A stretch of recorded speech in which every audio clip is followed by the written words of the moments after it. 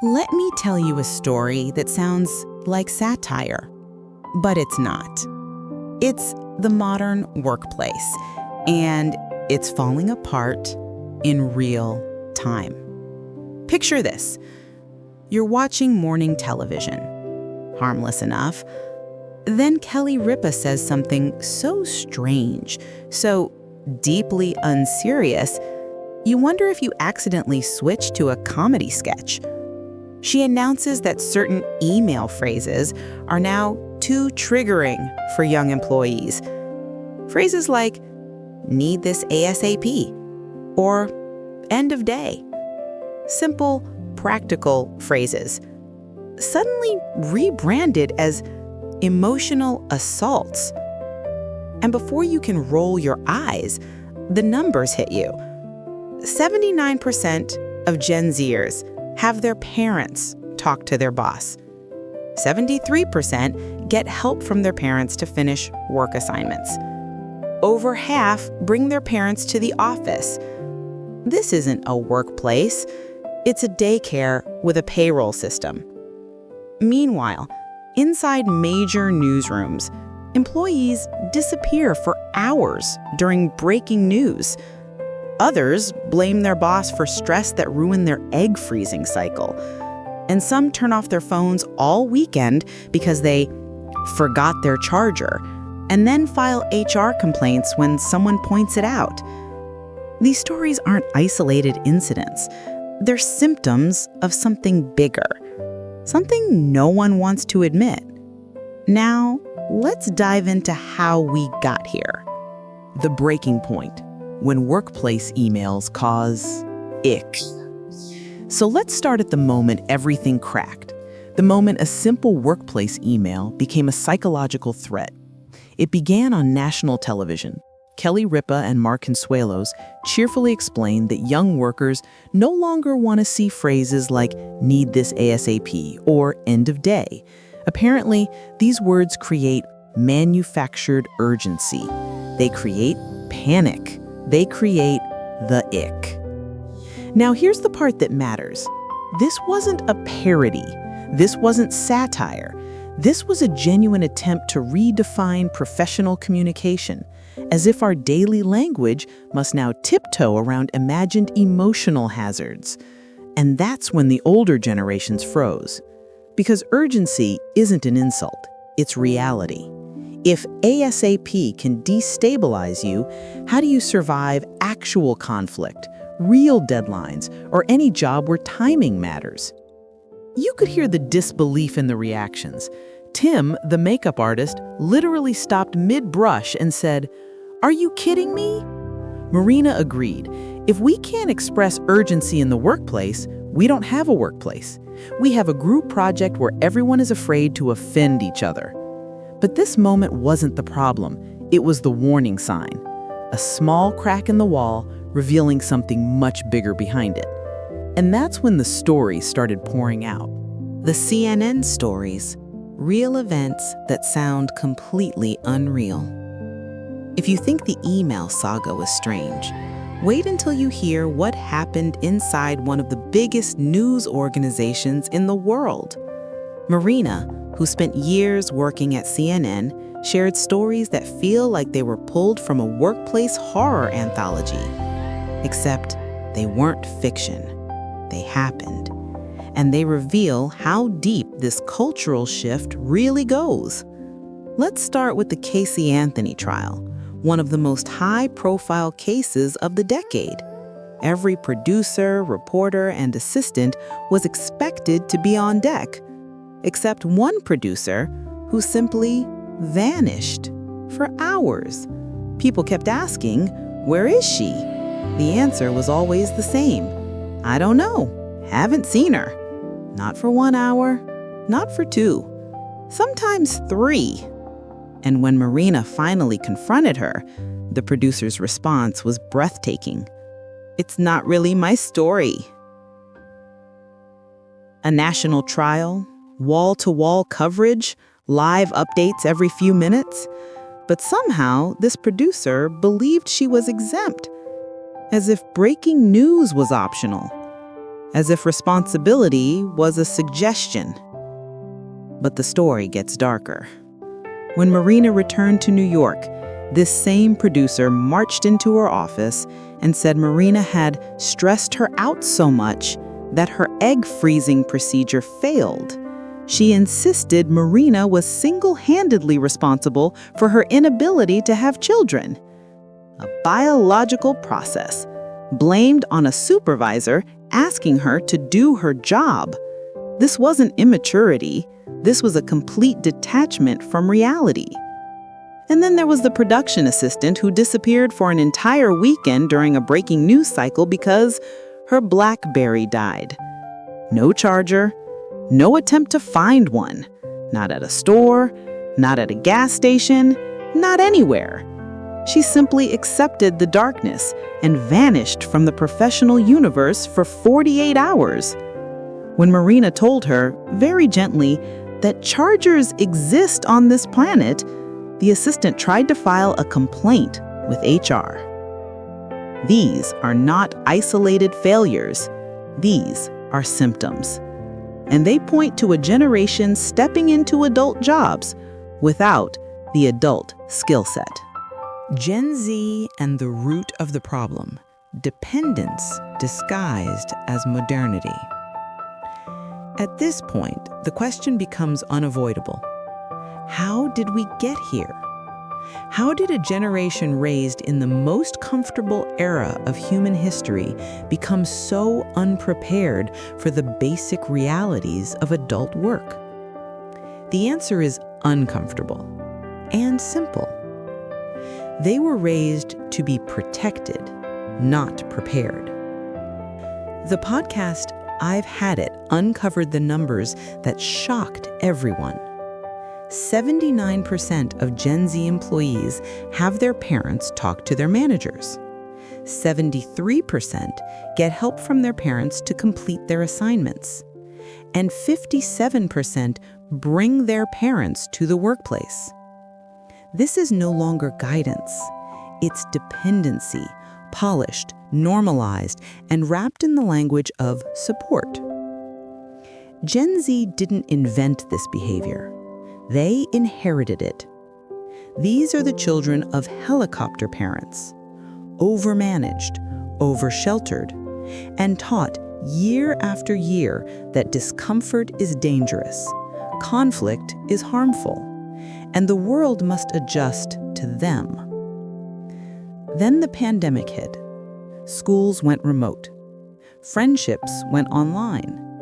Communication became text bubbles and emojis. And the workplace, the training ground for adulthood, was replaced by bedrooms, muted microphones, and virtual backgrounds. Gen Z never learned to read a room. They never learned to navigate pressure. They never learned to resolve conflict without pressing "leave meeting." And now they step into the workforce with a philosophy that sounds empowering, but collapses the moment reality pushes back. They believe emotional safety should outweigh professional responsibility. They believe stress is inherently toxic, not something to be managed. And they genuinely believe that if something feels uncomfortable, the system, not the individual, should change. This isn't laziness. It's learned helplessness. A dependency so deeply rooted, it now shows up in adult workplaces as entitlement, fragility, and fear of autonomy. And it is reshaping the workplace more than anyone expected. As if responsibility was a suggestion. But the story gets darker. When Marina returned to New York, this same producer marched into her office and said Marina had stressed her out so much that her egg freezing procedure failed. She insisted Marina was single-handedly responsible for her inability to have children. A biological process, blamed on a supervisor asking her to do her job. This wasn't immaturity. This was a complete detachment from reality. And then there was the production assistant who disappeared for an entire weekend during a breaking news cycle because her BlackBerry died. No charger, no attempt to find one. Not at a store, not at a gas station, not anywhere. She simply accepted the darkness and vanished from the professional universe for 48 hours. When Marina told her, very gently, that chargers exist on this planet, the assistant tried to file a complaint with HR. These are not isolated failures. These are symptoms, and they point to a generation stepping into adult jobs without the adult skill set. A workplace redefined, when jobs are misunderstood and reality is optional. Here's where everything collides, because now we've reached the part people don't want to talk about. Not only is this generation unprepared, many of them genuinely misunderstand what a job is. They don't see the workplace as a place of responsibility. They see it as a place that must protect their feelings, a place where urgency is harmful, where feedback is aggression, where deadlines are boundary violations, and where the solution to discomfort is not improvement, but accommodation. The clash is inevitable. Older generations were raised on the idea that work demands resilience. You show up, you deliver, you adapt. You handle stress because the job needs you to. Gen Z was raised on a different script. Mental health first. Emotional safety matters. Stress is a red flag, not a normal part of life. And now, these two philosophies are trying to coexist in the same office. It's like putting firefighters and bubble wrap enthusiasts on the same emergency team. One group runs toward the fire, the other asks if the flames are a little too intense right now. Remote work only amplified this rupture. You cannot learn workplace culture through a laptop screen. You cannot build resilience when the worst thing that happens in your day is a Zoom lag. You cannot develop professional instincts when your entire job takes place 3 feet from your pillow. So, when Gen Z finally steps into a real office with real demands, real consequences, and real pressure, everything feels hostile. Not because the workplace is harsher than before, but because they have never been taught to see stress as normal, conflict as neutral, or responsibility as empowering. The workplace hasn't changed. Their expectations have. And the gap between those two worlds is widening every year. Why this is dangerous, the real-world consequences no one wants to face. If this were just awkward emails or a few immature employees, we could laugh and move on. But it's not. What we're seeing now carries real consequences for companies, for the economy, and for the future workforce. Let's start with the basics. Workplaces function on reliability, deadlines, communication, responsiveness, the ability to handle stress without collapsing. These are not old-school values. They are the backbone of every functioning team, every fast-moving industry, every job that matters.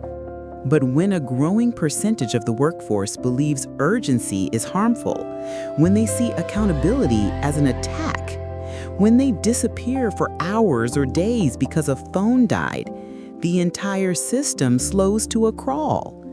And companies know it.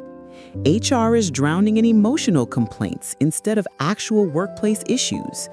Managers spend more time navigating feelings than producing results.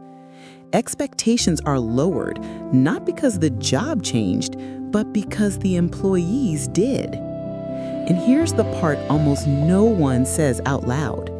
If a generation cannot operate independently, the economy will adjust, not by becoming more gentle, by replacing them. Automation isn't just a technological shift, it's a response. AI doesn't get overwhelmed by the word ASAP. AI doesn't need a parent to handle a performance review. AI doesn't disappear because the charger is missing. The more fragile the workforce becomes, the more appealing non-human labor looks. And that is the quiet crisis forming underneath these stories.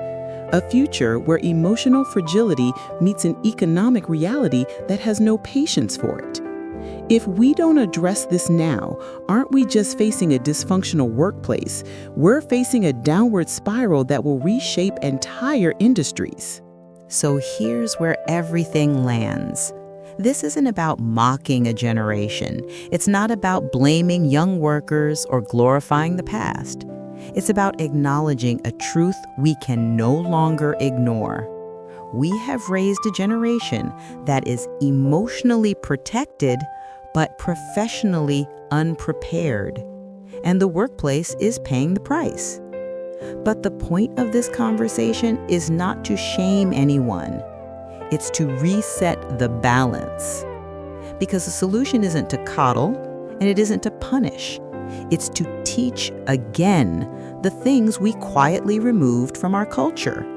Basic workplace skills, accountability, resiliency, the ability to handle pressure, the understanding that discomfort is not danger and responsibility is not cruelty. These are not outdated concepts. They are the foundations of a functioning adult life. Workplaces need to provide structure. Schools need to reintroduce real-world expectations. Parents need to let go. And young workers need to step into the world not as sheltered children, but as adults with agency, capable of facing stress, solving problems, and thriving in environments that demand more than comfort. Because the truth is simple. The world will not lower its standards. And if we continue protecting people from the reality they must one day face, we're not helping them. We're setting them up to fail. The future depends on rebuilding a culture of competence, one where emotional well-being is important, but not a shield against responsibility. It's time to bring back independence, time to bring back accountability, and time to rebuild the workplace before the foundation cracks beyond repair.